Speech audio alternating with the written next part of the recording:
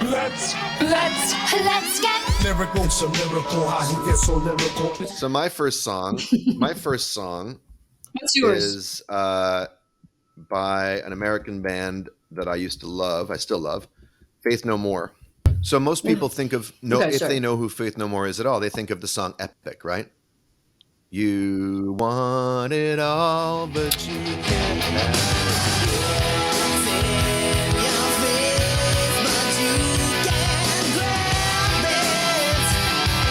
Kind of a whiny, early like rap metal kind of hit from 1990. You don't know that song? It doesn't ring a bell straight away. Okay. I mean, well, you also find out stuff about me that you're like, how did you not come across this song? Where the fuck were you? But anyway, the Netherlands. Although they are very popular in Europe and all over the world, maybe even more than they are in the States. But anyway, so that's what they're best known for. But their crowning achievement is an album called Angel Dust that came out in 1992, and they're on the surface a hard rock or metal band, but they have funk in their DNA, and they have a piano player, like they have a keyboard player named Roddy Bottom, who was an out gay man even back then, which in the world of hard rock was fairly, unique. 5 guys, one of whom was gay, and they had Mike Patton as their singer, and he is one of the greatest rock vocalists of all time. Just a chameleon of a vocalist. He did the voices of the zombies, I think, in the Will Smith movie I Am Legend. Like really, I was going to say Thriller, the Thriller video, but no. Right. Well, he would have been too young for it then, but he's just capable. He was also in a band called Mr. Bungle, and in a band called Fantomas. He did an album of all of covers of Italian film noir songs. Like he's just a real weirdo, a total weirdo. But this album, Angel Dust, is one of my favorite albums. And this song is called Everything's Ruined. I think they did a video for it, but it was not one of the big hits from the album. But I just love it so much. And I won't say anything about the lyrics. They're a little oblique. They're not exactly, they don't make themselves exactly clear, but hopefully when you read along, you'll get a sense of why this song captures something important.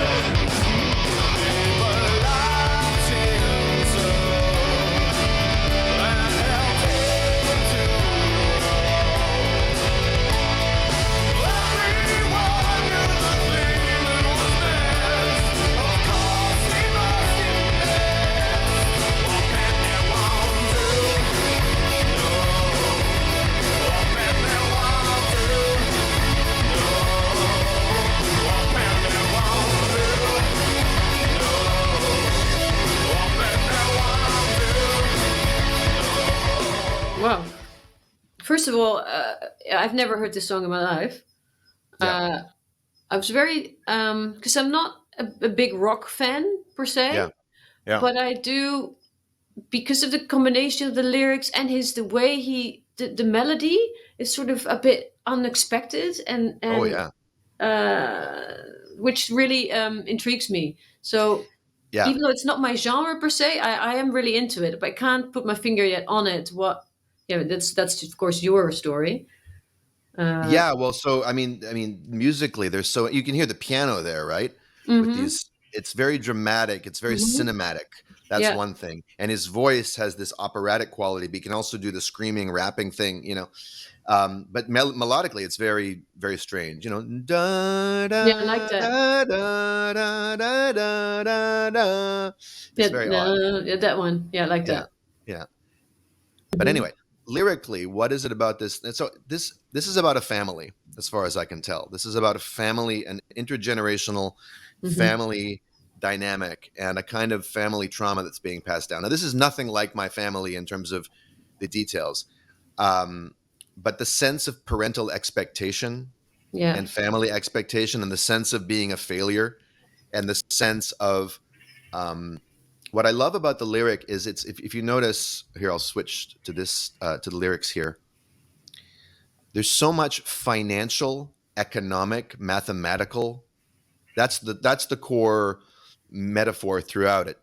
things worked out better than we had planned. Capital from boy, woman, and man. So a family, did really well. Maybe they created an empire, a successful industry, is a whole family business, right?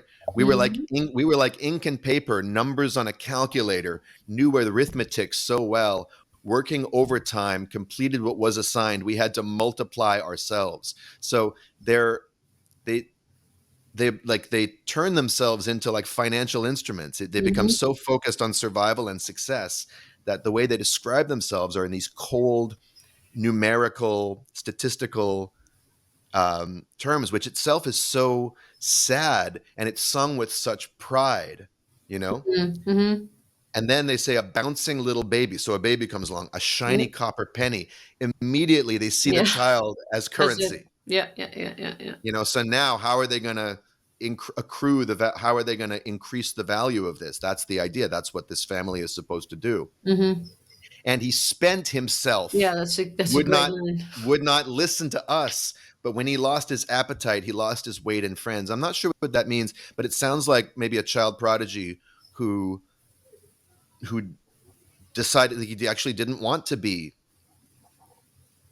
a part of this family business, didn't want to be famous, didn't want to capitalize on himself, right? The pressure was too much. And what I can relate to about that is, we talk about trauma and different kinds of trauma. I've been coming to think that there's like something called creative trauma, where like our creativity is connected to the deepest parts of ourselves. I'll just speak for myself. I was born with a musical ear, gifted at self-expression, very bright. But when we sense that our parents love us more or approve of us more, say, when we're showing our talents than when we're not, or they only like certain parts of our talent and other parts they're less comfortable with. And I think I had that sense when I was a kid. My parents didn't quite know what to do with the fullness of me, which again, it's not any different for me than anyone else. This is what so many of us go through. And you don't have to be born into an abusive family for that to be the case. These are the small T traumas that my dad and I write about in our book. And my dad's been very transparent about this stuff publicly. Well, then what happens? Then you start to have this complicated relationship with your creativity, where it's like, I want to express myself, but when I do, now I'm bartering. It turns into a transaction. Now I'm bartering my truest self for love, for approval, for clicks, for likes. Yeah. And then it becomes that dynamic when we're older, and technology creates this incentive to keep bartering our quote unquote authenticity for attention and approval, which we didn't get in the first place. So I love that metaphor, the financial metaphor, and this expectation that the child is going to perform inside of that, and he refuses somehow, and they're perplexed, like they don't know what the fuck is going on.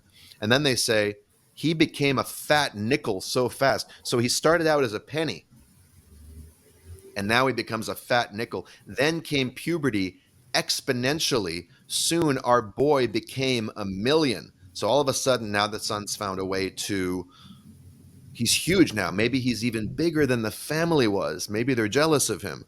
They can't control him anymore, right? People loved him so and helped him to grow. Everyone knew the thing that was best. Of course, he must invest. Again, just really sticking with that metaphor. One penny won't do. No, a penny won't do. So what he started out with, his original essence, it's not enough, right? But he made us proud. He made us rich. And how were we to know he's counterfeit? Now everything's ruined.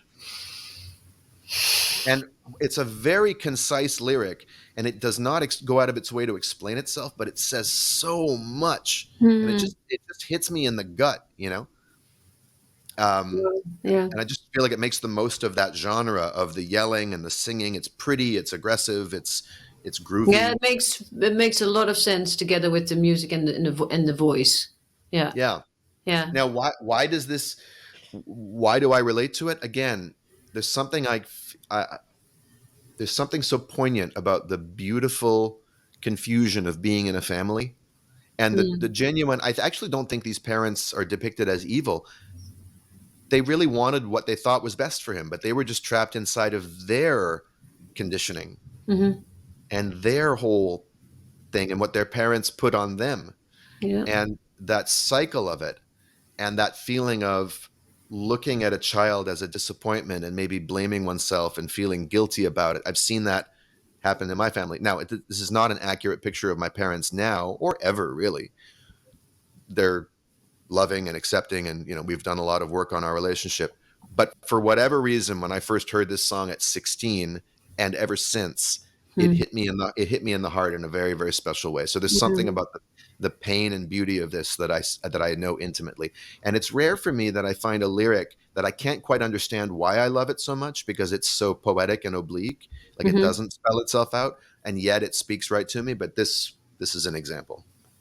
Yeah, great. It's also, it is, as you say, quite specific and then, but mysterious at the same time. Like there is something, yeah. Yeah. I think their lyrics are underrated, especially on this album. I mean, they also have a song on the album about sadomasochism called "Be Aggressive," like homoerotic sadomasochism. It's this, and the chorus is a bunch of kids cheerleading. Be aggressive, aggressive, BEEGGRESSIVE. But it's about, but it's about blowjobs.